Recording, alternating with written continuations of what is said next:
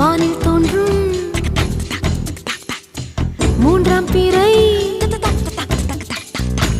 யாரோ இல்லை நானே நானே எங்கோ போகும் அந்த மேகம் கூட பூவை தோளை தொட ஆசைப்படும்